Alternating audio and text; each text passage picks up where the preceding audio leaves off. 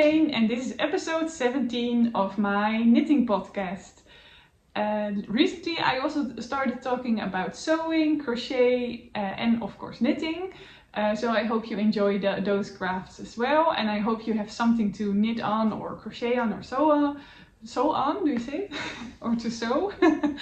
Yeah, most of the times when I'm sewing and I want to see other vlogs, of course I cannot sit behind the sewing machine and watch something, but most of the times when I have to pin things out or needle things out, then I do that while watching somebody else's vlog. So and I hope you have something nice to drink. I chose water today because it's quite warm here in the Netherlands. I am a mother of two beautiful daughters and I'm happily married. We live nearby the beach in the Netherlands. And yeah, so today I'm just going to start with the sewing part and then tell you something crocheted and something knit. Yes, well, I am wearing the sewless dress. It's a pattern, I'm not sure if it's also only in Dutch. Doesn't say anything. Yeah, I'm not sure. But it's from Sophie Landjes. So I think that's a Dutch name, Sophie Landjes. And it's also in other kind of sizes for children and for adults. I already made like 6 of them for my daughters. They really enjoy those dresses because they have, how you say, the large skirt. It's the circle skirt. Yeah, that's really directly translated from Dutch. But I just used some random jersey. This is double layered, so with a facing. I needed to think about it. And it has a beautiful round skirt. I did some adjustments. Normally the skirt needs to be around here and then goes down, but I chose to do it at the second hip width to do the skirt. I will make it just one another time and then make it more higher because I like it when it's every dress has its own look. And the back I really adore. It's really nice. I need to work on my tan. So that's also a good dress to do it. Yeah, that's it actually. I really love this. It's a really nice summer dress and easy to wear as well on all kind of things. Yeah. My next finished object is the granny square blanket. I did one row of the border, but I'm still in doubt what to do with the border, so I think I will just put it away and then maybe do later on a cool border or anything on it. But I'm so happy that the main part is finished. It's really long, so it's like 1.90 meter and one by 1.38 I thought. So it's quite big for and it's more for a single bed to lay on. But I'm very happy. It took me a long while, this one, but I'm so happy with the result. And also actually the last couple of weeks that I worked on it, I really enjoyed making it, and so very happy that it's finished. And I can really recommend making a granny square blanket. It learns you so much, also of course in the perseverance, and yeah, I don't know, it has so many times I wanted to quit with making this blanket, but every time I found renewed energy to continue with it, and I don't know, I learned a lot of things about myself. And that's also, I think that's so beautiful to see in a blanket, even actually, especially because it takes a long while to finish. So yeah, very nice, and I can recommend everyone making a granny square blanket. So nice. I would also love it to make it just in maybe, I say, all the same colors. But my children really love this color combination, so I think it will be for their bed. But first we will take it on our holiday to France in our caravan, so we'll have a lot of joy of it. So that's that.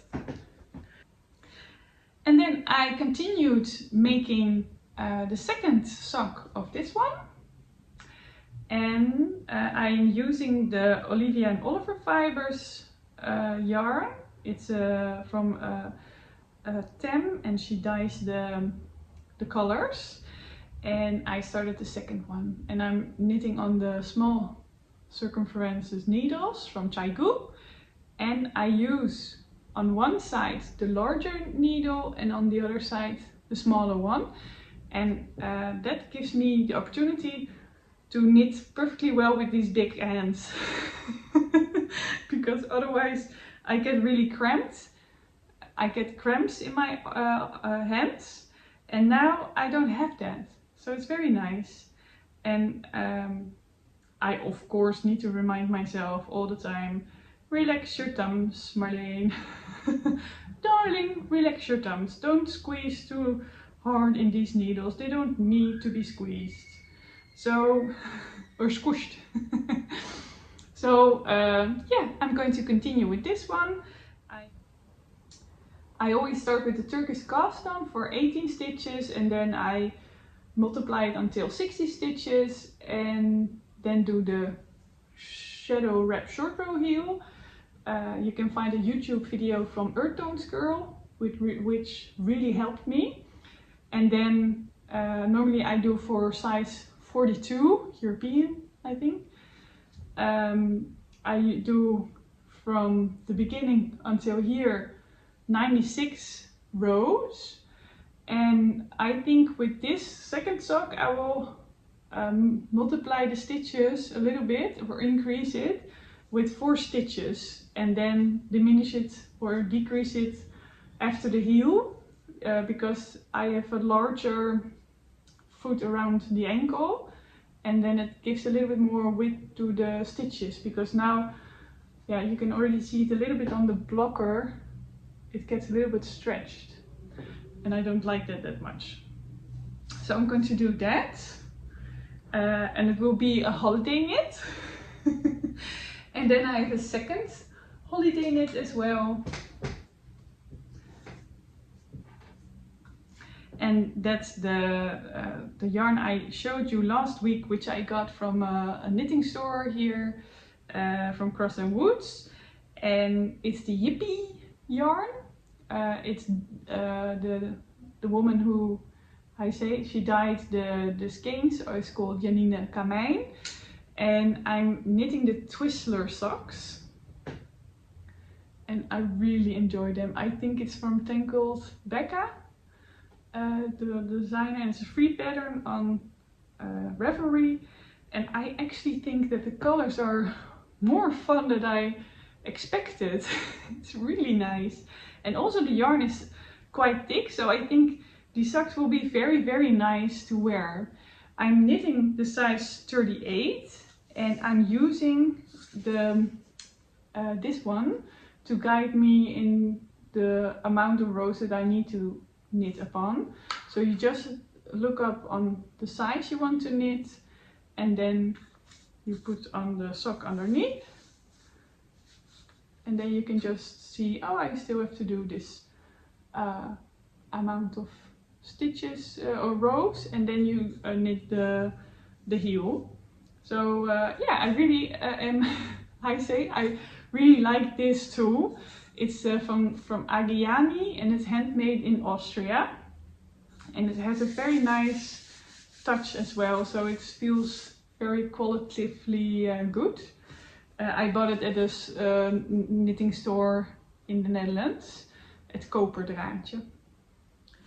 And that's this one. I actually did also cast on 16 or 18 stitches with the Turkish cast on, and then how you say, went to 60 stitches and then started the pattern. So I'm also going to knit on that when I go on a holiday.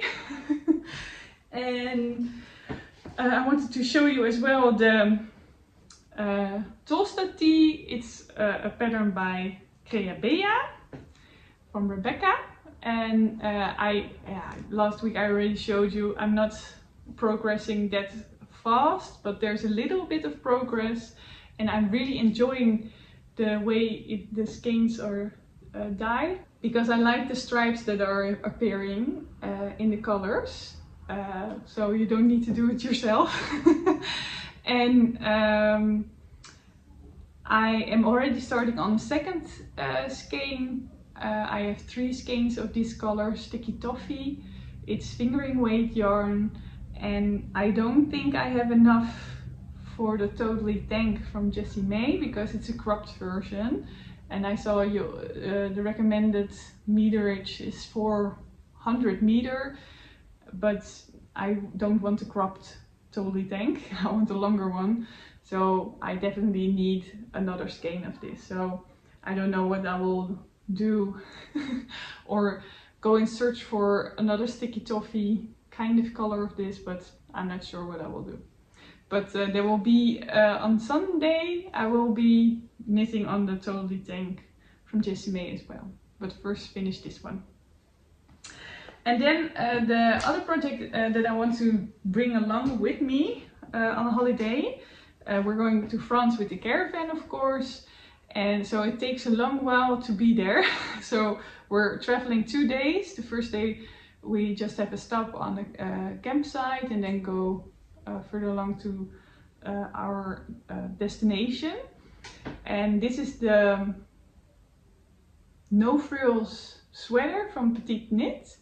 I make it in 3XL size for my mother, and I'm enjoying the way it's going, how it's going to look, because I think I would like to have an oversized sweater as this as well. I'm using the skein has dropped, the Sunday from Santa's Garn, and it's the black color, and this is fingering weight as well. The color is 1099. And I'm how you say, I'm holding the strings double, and yeah, so I hope it will I will just start knitting on it again on the holiday, and I hope it will be finished when I return, so that my mother can start the fall and the winter with a nice sweater. That will be so lovely. Yeah, that's about it. The other adjustments that I did on this one, I will just tell you when it's finished, or you can see it on my previous episodes. This is actually the end of my episode 17. I hope you enjoyed the episode, and I hope you have a nice time in the summer as well, and you're going on holiday.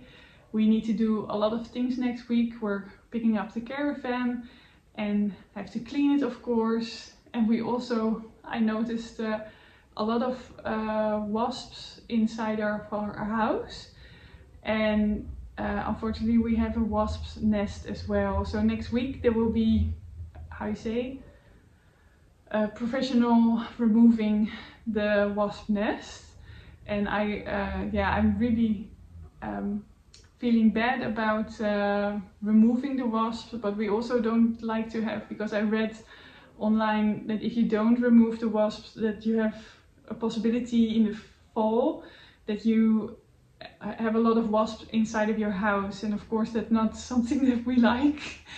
And I already found so many indoors now, so next week we have to a professional is coming to help us. So yeah, and all the other things just to pack and to think what else I'm going to bring along to knit. And then I hope to see you next time in September again, after the holidays. So I wish you a very nice summer and I hope to see you back in September. Bye!